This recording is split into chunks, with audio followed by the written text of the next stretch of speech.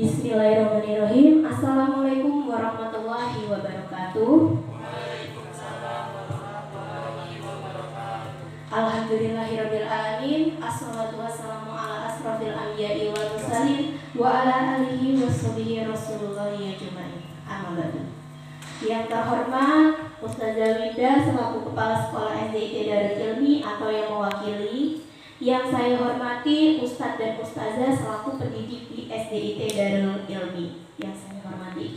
Yang pertama, marilah kita semua panjatkan puji syukur atas kehadiran Allah Subhanahu wa taala yang mana berkat karunia-Nya, berkat rahmat-Nya sehingga kita semua dapat berkumpul di ruangan guru ini untuk membahas atau menyebarkan pemahaman dan penerapan budaya positif di sekolah kita dalam keadaan sehat walafiat. Kedua kalinya, sholawat beriring salam kita haturkan kepada junjungan kita, suri tauladan kita, Nabi besar Muhammad Sallallahu Alaihi Wasallam, yang mana telah membawa kita dari zaman jahiliyah, zaman penuh dengan kegelapan menuju zaman Islamiyah, zaman yang penuh terang benderang seperti yang kita rasakan pada saat ini. Baiklah Ustaz-Ustazah semuanya, kita langsung saja ya karena mengingat waktunya juga. Yang pertama di sini saya mengucapkan terima kasih atas kesempatannya, atas waktunya, atas kehadirannya di ruang guru ini untuk kita berdiskusi bersama dalam membahas tentang budaya positif yang akan kita laksanakan di sekolah kita tentunya. Nah, langsung saja Ustaz-Ustazah, berdirinya saya di sini. Saya izin berdiri di depannya Ustaz-Ustazah semuanya. Nah, berdirinya saya di sini bukan karena saya yang paling paham atau saya yang paling bisa dalam menerapkan budaya positif ini. Namun berdirinya saya di sini yaitu saya ingin mengajak para ustadz dan ustazah selaku pendidik di SDIT Darul Ilmi ini untuk ayo kita sama-sama menerapkan budaya positif ini di sekolah kita, sehingga harapan saya ke depannya kita dapat membawakan perubahan-perubahan yang lebih baik lagi tentunya. Oke, ustazah. Nah, budaya positif. Apa sih budaya positif itu? Nah, di sini saya menuliskan budaya positif itu merupakan perwujudan dari nilai-nilai atau keyakinan yang diterapkan di sekolah. Kemudian apa saja manfaat budaya positif tersebut? Jadi budaya positif ini manfaatnya yaitu dapat mendorong murid untuk mampu berpikir, bertindak, dan menciptakan sesuatu sebagai proses memerdekakan dirinya sendiri, sehingga murid mampu menjadi pribadi yang mandiri dan bertanggung jawab. Nah, berbicara tentang budaya positif ini meliputi beberapa hal. Ada 7 hal. Yang pertama yaitu ada perubahan paradigma belajar. Yang kedua yaitu disiplin positif. Yang ketiga kebutuhan dasar manusia. Yang keempat motivasi perilaku manusia. Yang kelima posisi kontrol guru. Yang keenam keyakinan kelas. Dan yang terakhir yaitu ada segitiga restitusi. Nah, nanti kita akan membahas satu persatu apa saja yang dimaksud dari konsep inti budaya positif ini. Oke, boleh next Ustazah. Yang pertama kita akan membahas tentang perubahan paradigma belajar. Apa sih paradigma belajar itu? Nah, jadi di sini perubahan paradigma belajar itu adalah pembelajaran dengan paradigma baru yang merupakan pembelajaran dirancang berdasarkan prinsip pembelajaran berdiferensiasi. Nah, kurikulum merdeka. Jadi kurikulum merdeka itu identik dengan pembelajaran berdiferensiasi. Apa sih pembelajaran berdiferensiasi? Nah, jadi pembelajaran berdiferensiasi itu adalah pembelajaran yang mana sesuai dengan kebutuhan peserta didik kita. Nah, jadi misalnya pembelajaran diferensiasi itu menganalisis atau mengelompokkan kebutuhan apa yang dibutuhkan oleh peserta didik kita. Kemudian berdasarkan tahap perkembangannya untuk dapat mewujudkan profil pelajar Pancasila. Nah, jadi mungkin kita sudah tidak asing ya Ustazah, pembelajaran berdiferensiasi itu sudah sering seliweran lah. Nah, maka dari itu di sini saya menjelaskan sedikit tentang pembelajaran berdiferensiasi itu adalah pembelajaran yang sesuai dengan kebutuhan atau atau minat peserta didik kita. Maka dari itu kita sebagai guru saat ini kita dituntut untuk dapat mengenali karakteristik peserta didik kita itu seperti apa, sehingga kita bisa mengelompokkan minat belajar mereka. Nah, dari pembelajaran berdiferensiasi ini, Ustazah, itu sebagai contoh mungkin saya sudah pernah menerapkan, namun belum maksimal. Nah, harapan kita ke depannya, Ustazah, kita bisa memaksimalkan pembelajaran diferensiasi di sekolah kita. Mungkin saya juga masih belum banyak mengetahui apa sih pembelajaran berdiferensiasi. Saya masih abu-abu. Namun disinilah wadah kita untuk belajar, wadah kita untuk berdiskusi bersama, memecahkan masalah yang ada. Nah, saya pernah melaksanakan pembelajaran diferensiasi itu dalam pembelajaran pendidikan Pancasila. Nah, di mana saya bagi kelompok, dalam kelas itu saya bagi 3 kelompok siswa saya, mana yang mereka minati, misalnya mereka suka menggambar. Saya buat mereka menjadi 1 kelompok. Kemudian mereka ada yang suka menghafal, saya kelompokkan menjadi 1 kelompok. Dan ada yang suka menulis, saya jadikan 1 kelompok. Sehingga saya menjadi 3 kelompok. Nah, dalam pembelajaran pendidikan Pancasila tersebut, itu saya buat menggunakan media gambar. Jadi dalam sila-sila Pancasila itu kan ada 5. Ada gambar bintang, gambar rantai, pohon beringin, kepala banteng, dan ada padi dan kapas. Nah, bagi kelompok yang suka menggambar, di situ saya berikan gambar-gambar tersebut. Nah, saya berikan tugas kepada siswa tersebut untuk menggambar. Gambar bintang pada sila pertama itu seperti apa warnanya. Nah, jadi pada siswa yang suka menggambar, itu mereka menggambar atau mewarnai. Nah, bagi yang siswa suka menulis, kelompok yang menulis, itu saya beri tugas untuk menuliskan dari sila pertama sampai sila kelima.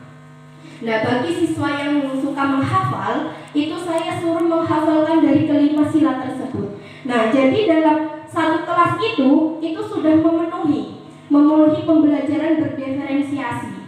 Nah, jadi selama ini refleksi juga untuk saya. Karena kebanyakan saya ini memukul rata siswa saya. Saya anggap mereka bisa apa yang saya mau. Misalkan saya tuliskan di papan tulis saja. Nah, silakan tulis semuanya apa yang Ustazah tulis di depan. Padahal dalam kelas tersebut mungkin ada siswa yang kesulitan untuk menulis atau membaca. Nah, itu kesalahan yang pernah saya lakukan. Kedepannya saya harap untuk saya khususnya dan untuk Ustazah di sini bisa menerapkan pembelajaran berdiferensiasi sehingga kita bisa berpusat pembelajaran pada anak. Oke, lanjut Ustazah. Kemudian yang kedua, disiplin positif. Nah, mungkin kalau kita berbicara tentang disiplin, itu tentunya dalam pikiran kita itu sudah ada mindset tentang pelanggaran. Ya Ustazah, pelanggaran, hukuman, atau peraturan. Nah, yang dimana disiplin positif ini adalah pembiasaan hal yang baik, mencakup sikap, perilaku, atau tutur kata seseorang. Kalau kita di dalam sekolah berarti mencakup seluruh warga yang ada di sekolah. Tujuannya apa? Tujuannya agar dapat berkembang menjadi pribadi yang mandiri dan bertanggung jawab. Nah, kemudian di sini tugas kita sebagai pendidik, apa sih tujuan kita untuk mewujudkan disiplin positif ini? Tujuannya yaitu menciptakan peserta didik yang memiliki sikap disiplin, terutama disiplin diri. Apabila kita ingin mewujudkan disiplin positif ini, tentunya kita harus mewujudkan disiplin diri terlebih dahulu ya Ustazah. Ketika kita sudah menjadi cerminan atau menjadi contoh yang baik kepada peserta didik, insya Allah peserta didik akan mengikuti apa yang kita lakukan. Misalnya hal contoh kecil saja. Misalnya ada sampah di depan kelas, kita mengut sampah, nah di belakang kita ada anak murid kita. Nah, pasti insya Allah kalau mereka melihat contoh baik yang kita laksanakan, ini menjadi pembiasaan baik yang menular pada diri peserta didik kita. Maka dari itu harapan saya ke depannya juga kita bisa menerapkan disiplin positif ini untuk di sekolah kita. Boleh Ustazah lanjut? Oke, manusia. Nah, apa sih kebutuhan dasar manusia itu? Kebutuhan dasar manusia merupakan sesuatu yang kita lakukan untuk mendapatkan apa yang kita inginkan. Tentunya kita sebagai makhluk sosial itu pasti punya kebutuhan ya Ustazah, seperti kebutuhan pangan, papan, dan sandang. Next Ustazah. Nah, di sini ada jenis-jenis kebutuhan dasar manusia. Yang pertama, kebutuhan bertahan hidup. Ini meliputi apa yang saya sampaikan tadi, yaitu kebutuhan pangan, makanan, pakaian, tempat tinggal, keamanan, dan kesehatan. Yang kedua yaitu kasih sayang dan rasa diterima. Nah, tentunya kita sebagai makhluk sosial itu ingin rasa diterima, dipedulikan dengan temannya. Bukan itu ada yang di nomor 2. Yang dimana di nomor 2 ini berdirinya saya di sini yaitu saya ingin juga Oke, lanjut lagi ya Ustazah. Yang ketiga yaitu jenis kebutuhan dasar manusia dari penguasaan, yang meliputi harga diri, keinginan untuk dianggap, memimpin, berprestasi, diakui dan didengar. Kemudian yang keempat kebebasan, yaitu bebas mempunyai pilihan, bebas mencoba hal-hal yang baru, dan bebas untuk mengendalikan dirinya. Yang terakhir yaitu kesenangan, misalnya seperti keseharian kita yaitu bercanda, bermain bersama anak, humor, dan lain sebagainya. Lanjut Ustazah. Oke, kemudian yang keempat yaitu motivasi perilaku manusia. Nah, Ustazah di sini saya punya tiga hal atau tindakan yang kita lakukan untuk memecahkan permasalahan. Di sini ada hukuman, ada konsekuensi, dan ada restitusi. Nah, apa sih hukuman itu? Nah, ini yang membedakan. Hukuman itu biasanya dilakukan secara tiba-tiba, ya Ustazah. Nah, kemudian murid tidak tahu apa yang akan terjadi. Nah, hukuman ini biasanya berupa hukuman fisik atau hukuman verbal. Nah, biasanya dalam hukuman ini kita masih sering melaksanakannya ya Ustazah. Misalnya apabila ada siswa yang melanggar peraturan, biasanya kita langsung membuat tindakan. Nah, misalnya telat nih. Nah, silakan kalian itu baris, buang sampah, pungut sampah. Nah, sebaiknya kita tidak boleh seperti itu ya Ustazah. Namun ini juga refleksi untuk saya juga masih banyak sering melakukan hal tersebut. Yang kedua konsekuensi. Nah, ini yang membedakan antara hukuman dan konsekuensi. Yang dimana kalau konsekuensi itu terencana atau telah disepakati bersama. Nah, kemudian murid tetap merasa tidak aman dan sikap guru selalu hanya menjadi monitor murid saja. Nah, yang membedakan hukuman dengan konsekuensi, kalau hukuman itu tidak disepakati bersama-sama. Nah, hukuman ini biasanya hanya guru saja yang menentukan. Seperti yang saya katakan tadi, misalnya siswa terlambat, dia harus memungut sampah. Nah, kalau konsekuensi itu sudah kita sepakati, kita sudah membuat kesepakatan di sekolah. Apabila kalau terlambat itu harus memungut sampah nak. Nah, dan itu disetujui oleh siswa dan guru. Maka dari itu kalau konsekuensi itu bisa dikatakan sudah bagus, namun masih menimbulkan rasa tidak nyaman bagi siswa kita. Yang ketiga yaitu restitusi. Apa itu restitusi? Restitusi adalah proses menciptakan kondisi bagi murid untuk memperbaiki kesalahannya. Nah, ini juga restitusi ini dilakukan secara kolaboratif bersama siswa untuk mengajarkan siswa mencari solusi atas kesalahan yang ia lakukan. Nah, jadi kalau hukuman sama konsekuensi ini, seperti murid itu harus menebus kesalahannya. Namun dalam restitusi ini, itu siswa belajar dari kesalahannya, bukan menebus kesalahannya. Nah, menurut Ustazah dari ketiga tindakan yang ada yang harus dilakukan guru, mana tindakan yang paling tepat? Mungkin ada Ustazahnya yang menanggapi. Dari hukuman, konsekuensi, dan restitusi, mana tindakan yang paling tepat? Menurut saya yang restitusi menurut saya restitusi kondisi kenapa, di mana proses penciptaan kondisi bagi murid untuk memperbaiki kesalahannya. Oke, terima kasih Ustaz Jarod. Nah, ternyata benar sekali. Dari ketiga perilaku yang harus kita laksanakan, dari hukuman, konsekuensi, dan restitusi, ini yang paling tepat adalah restitusi. Yang dimana dalam restitusi ini yaitu memberi pengalaman kepada siswa bahwa siswa tersebut harus belajar dari kesalahannya, bukan menebus kesalahannya. Oke, lanjut Ustazah. Nah, di sini ada perbedaan antara hukuman, konsekuensi, dan restitusi. Oke. Nah, di sini Ustazah ada perbedaan tentang hukuman, konsekuensi, dan restitusi. Kalau hukuman itu sesuatu yang menyakitkan harus terjadi, tidak nyaman untuk murid untuk jangka waktu panjang. Nah, murid akan merasa tersakiti. Kemudian murid akan membenci peraturan, dampaknya. Nah, bisa jadi mungkin kalau anak SD itu hanya 1-2 aja Ustazah yang mempunyai emosi yang tingkat tinggi. Namun kalau hukuman ini itu dampaknya murid itu akan merasa dendam atau merasa benci terhadap guru yang menghukumnya. Nah, kemudian yang kedua yaitu konsekuensi. Benar, konsekuensi ini sudah dikatakan berhasil Ustazah. Karena apa? Karena telah disepakati bersama-sama, ketika anak tersebut sudah melakukan kesalahannya, bagaimana ia bertanggung jawab itu dari konsekuensi dari kesepakatan yang telah kita sepakati bersama. Sudah benar, namun konsekuensi ini masih memberikan efek jera. Nah, kenapa dikatakan efek jera? Nah, di sini juga anak akan hanya menghormati peraturan saja.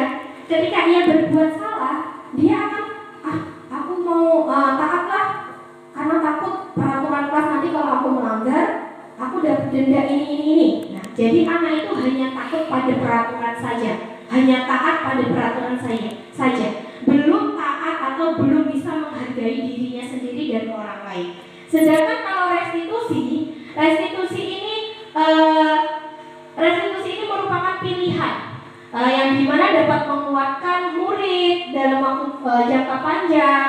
Kemudian masalah bisa terpecahkan bersama-sama. Jadi anak itu tahu solusi dan tanggung jawab apa yang akan mereka lakukan.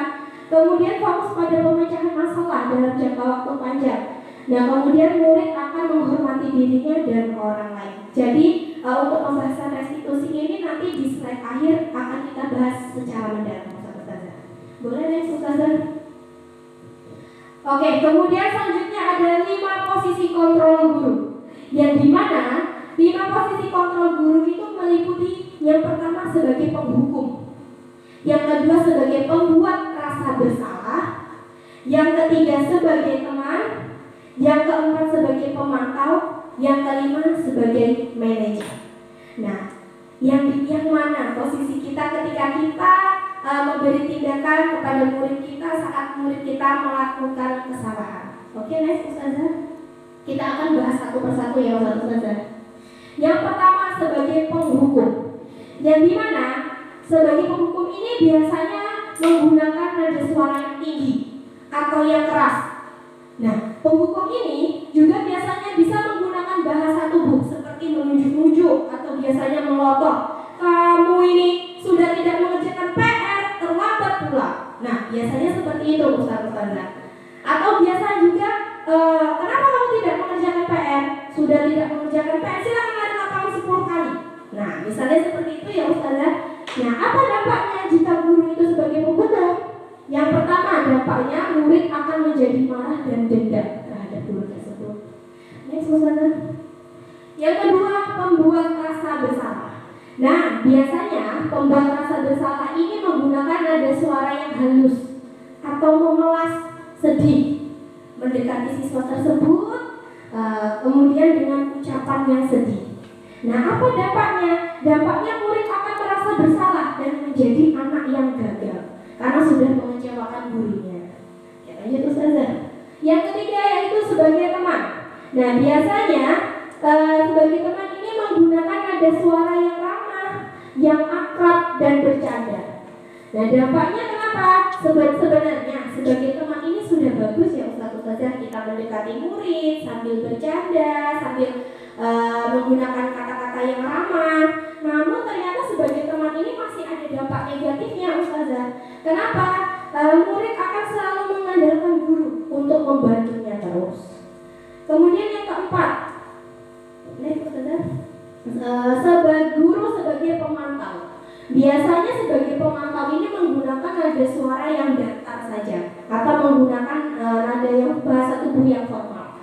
Dampaknya memang murid memahami konsekuensinya ketika ia berbuat salah. Namun murid tetap merasa tidak nyaman karena harus mendapatkan konsekuensi atas kesalahannya.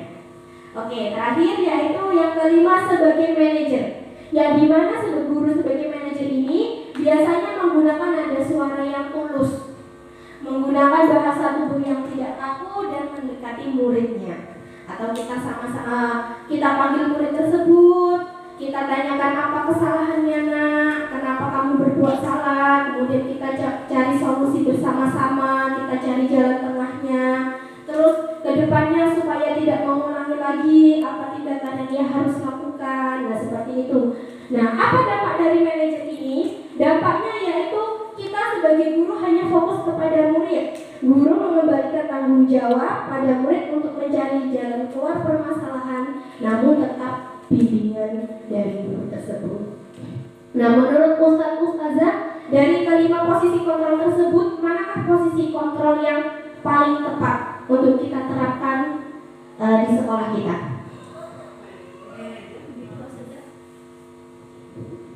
Menurut saya sih yang manajer ya, karena itu kembali lagi ke anaknya, jadi dia tanggung jawab sendiri dan cari jalan keluarnya sendiri, jadi dia tahu kesalahan dia apa dan terus gimana nanti kelanjutannya.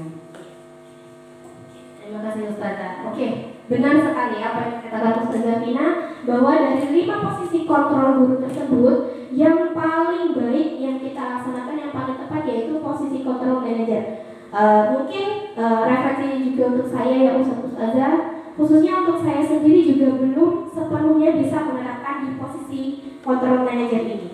Nah, tapi saya yakin step by step, perlahan insya Allah saya dan guru-guru ustazah yang ada di SDIT ini bisa menerapkan posisi manajer ini ketika murid kita melakukan kesalahan. Ya, lanjut Ustazah. Oke, kemudian di sini saya punya contoh kasus Ustazah. Di sini contoh penerapan 5 posisi kontrol. Nah, mungkin tadi Ustazah masih bingung gimana sih itunya ketika jadi penghukum itu apa yang dikatakan gitu ya Ustazah. Nah, di sini misalnya saya punya contoh kasus murid tidak mengerjakan tugas. Nah, jadi apabila dia sebagai penghukum, misalnya guru tersebut langsung bicara seperti ini. Kamu tidak mengerjakan PR ya? Silahkan lari lapangan sebanyak 5 kali. Nah, itu sebagai penghukum. Yang kedua sebagai pembuat rasa bersalah. Nah, biasanya pembuat rasa bersalah ini bilang seperti ini. Kesekian kali ibu sudah ingatkan nak, lagi-lagi kamu mengulangnya. Kamu tidak kasihan dengan ibu? Nah, biasanya pembuat rasa bersalah itu seperti itu.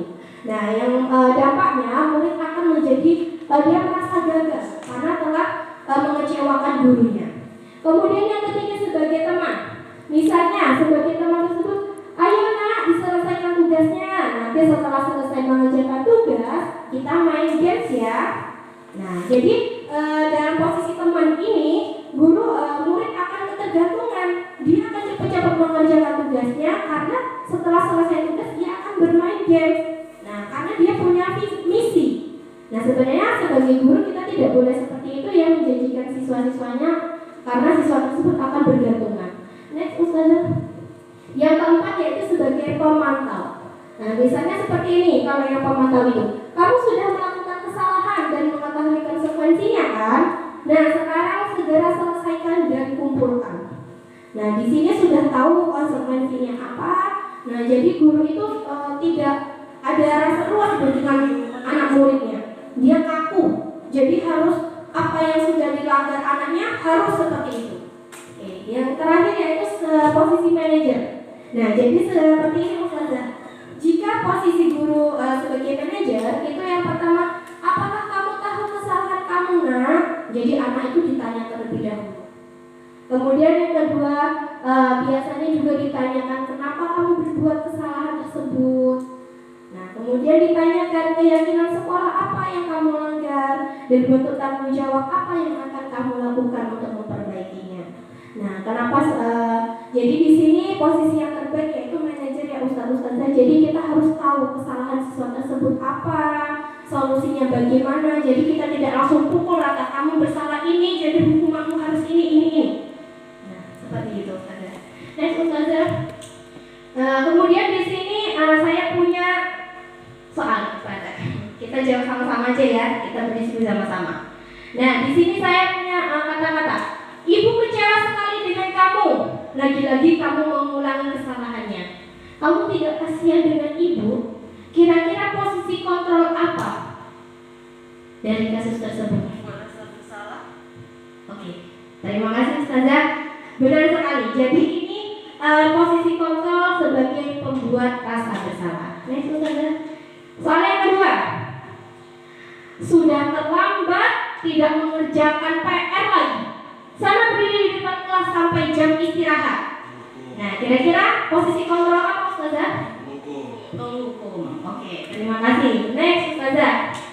Yang ketiga, kamu sudah tahu karena apa kesalahan kamu? Sekarang tindakan apa yang akan kamu lakukan untuk memperbaikinya? Posisi kontrol apa ustazah? Manajer. Oke, manajer. Lanjut. Yang terakhir. Ayolah nak, segera kerjakan tugasnya. Setelah selesai langsung ibu nilai ya. Sebagai teman. Oke, terima kasih ustazah. Lanjut ustazah. Oh terakhir, ada satu lagi ternyata. Kamu terlambat datang 10 menit. Kamu tahu kan apa konsekuensinya? Silahkan dilakukan. Pemantau.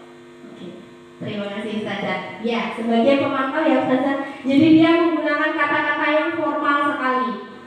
Tidak menggunakan bahasa yang luas mendekati anak, langsung saja dia berbicara. Oke, lanjut ustazah. Oke, selanjutnya yaitu keyakinan kelas. Nah, ini waktunya terakhir Mbak Ustazah. Apa sih keyakinan kelas itu? Guys, udah masih penuh nggak? Di skip, dimatikan dulu aja. Nah, apa itu keyakinan kelas? Keyakinan kelas merupakan kesepakatan kelas yang telah diyakini bersama guru dan murid dengan harapan dapat meningkatkan kedisiplinan murid. Nah, keyakinan kelas ini bisa berupa pernyataan yang dibuat dalam bentuk positif. Nah, keyakinan kelas ini juga hendaknya dibuat tidak terlalu banyak ya ustazah, sehingga mudah diingat dan dipahami oleh murid kita. Kemudian siapa sih yang bisa membuat keyakinan kelas tersebut? Tentunya apabila dari namanya sudah keyakinan kelas, berarti semua warga yang ada di dalam kelas tersebut itu berhak untuk membuat keyakinan ke kelas. Oke. Nah, semua siswa itu boleh ya ustazah berpendapat. Tidak, kita sebagai guru tidak boleh bahwa hanya siswa ini yang boleh berpendapat, hanya siswa ini tidak bisa. Semua siswa itu mendapatkan kesempatan atau giliran untuk berpendapat membuat keyakinan kelas. Oke, next ustazah. Nah, di sini saya juga membuat contoh keyakinan kelas. Jadi saya membuat contoh keyakinan kelas 5. Misalnya, bertanggung jawab mengerjakan tugas piket, bersikap jujur, bersikap tenang saat pelajaran berlangsung, bersikap sopan dan menghormati guru, saling tolong-menolong dan hidup rukun dengan teman. Nah, keyakinan kelas itu banyak ya Ustaz. Semua luas definisi keyakinan kelas itu. Misalnya tidak boleh datang terlambat, membuang sampah di tempatnya, masih banyak lagi. Namun di sini saya hanya membuat 6 saja. Hendaknya dalam kesepakatan kelas ini tidak boleh terlalu bertele-tele. Dia singkat dan mudah dipahami oleh siswa. Nah, jadi bisa kita membuat kesepakatan kelas bersama Ustazah? Bisa. Oke, silakan Ustazah menuliskan 2. Dalam kertas itu 1 kesepakatan kelas ya Ustazah. Di sini Ustazah dan Ustaz boleh menulis 1 kesepakatan kelas, kemudian yang kedua kesepakatan kelas. Jadi 2 lembar seperti ini. Oke, silakan Ustazah buat contoh lakukan di kelas kita? 2 saja.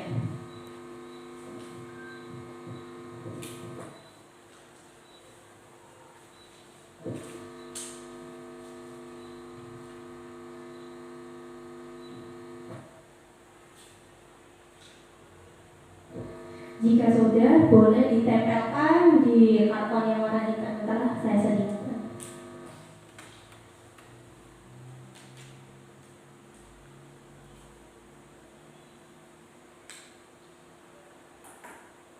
Sudah, Ustazah? Oke, silakan boleh ditempel, Ustazah. Ya.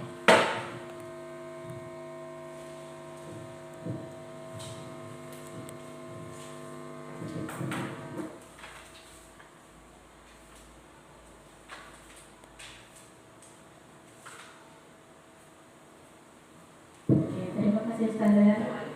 Ya. Silakan Ustazah.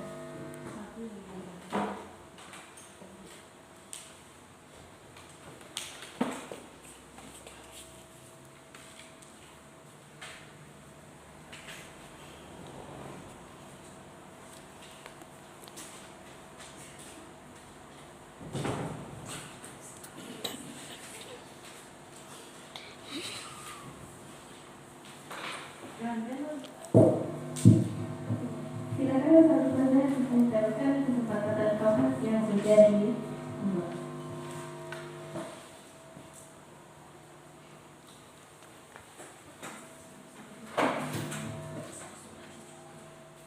Terima kasih Ustazah yang telah membuat kesepakatan kelas yang insya Allah kedepannya akan kita terapkan di dalam kelas kita ya Ustazah. Oke, lanjut Ustazah.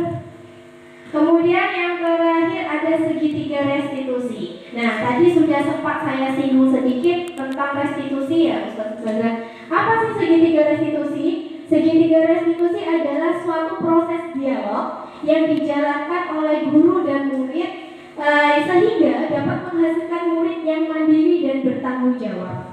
Nah, segitiga restitusi ini membantu murid memiliki tujuan, disiplin positif, dan dapat memperbaiki dirinya setelah ia berbuat kesalahan.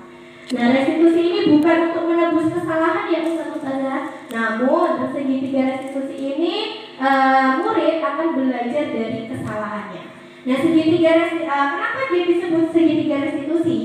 Karena di sini ada 3 tindakan yang akan dicapai sehingga mencapai restitusi tersebut. Yang pertama yaitu menstabilkan identitas. Yang kedua, validasi tindakan yang salah, dan yang ketiga yaitu menanyakan keyakinan kelas. Oke, lanjut Ustazah. Nah, di sini ada contoh menstabilkan identitas. Nah, biasanya saat di awal masalah, ketika kita mau menangani masalah dari siswa tersebut, yang pertama itu tindakan menstabilkan identitas. Biasanya di sini ada kata-kata, nah, berbuat salah itu manusiawi. Atau bisa juga tidak ada manusia yang sempurna, nak. Ustazah di sini juga pernah melakukan kesalahan. Atau lanjut Ustazah, di sini yang kedua juga ada validasi tindakan yang salah. Nah, biasanya kata-kata yang diucapkan ketika validasi tindakan yang salah ini seperti ini. Kamu pasti punya alasan mengapa melakukan hal itu. Kemudian yang kedua, tindakan apa yang akan kamu lakukan untuk memperbaiki kesalahan kamu. Ya, lanjut Ustazah, yang terakhir yaitu menanyakan keyakinan. Setelah kita membuat keyakinan kelas atau kesepakatan kelas tersebut, itu biasanya kita tanyakan, apa keyakinan kelas kita yang kamu ingat, nak? Kemudian nilai-nilai apa yang telah kita sepakati bersama. Nah, sehingga ketika anak tersebut melanggar keyakinan kelas, dia tahu konsekuensi apa yang ia hadapi. Namun, kita tetap harus menanyakan murid tersebut, bertanya kenapa, apa kesalahannya, kemudian tindakan untuk memperbaikinya bagaimana ke depan. Nah, kenapa dalam tiga hal tindakan tadi yang Ustazah, dari penghukum, hukuman, konsekuensi, dan restitusi, itu restitusi yang paling tepat. Oke, nah di sini next Ustazah, saya sudah melaksanakan segitiga restitusi di dalam kelas. Mungkin segitiga restitusi ini sudah sering kita laksanakan. Namun kita belum paham bahwa oh ternyata ini disebut segitiga restitusi ya.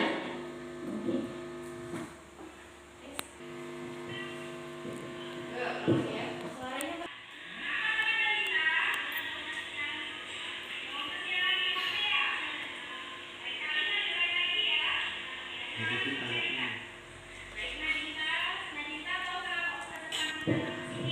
di sini saya menerapkan statistik identitas langkah pertama.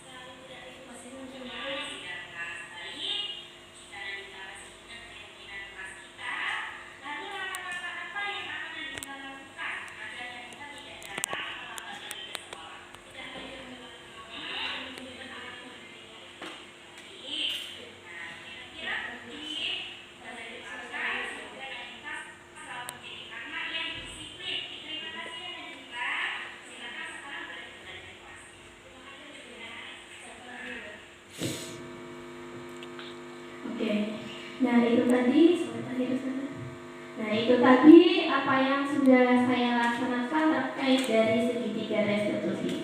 Nah mungkin kedepannya Ustazah saya harap perlahan step by step kita bisa melaksanakan dari apa yang telah kita sampaikan pada hari ini. Ini juga refleksi pada diri saya khususnya Ustazah karena di sini saya masih banyak yang belum saya laksanakan.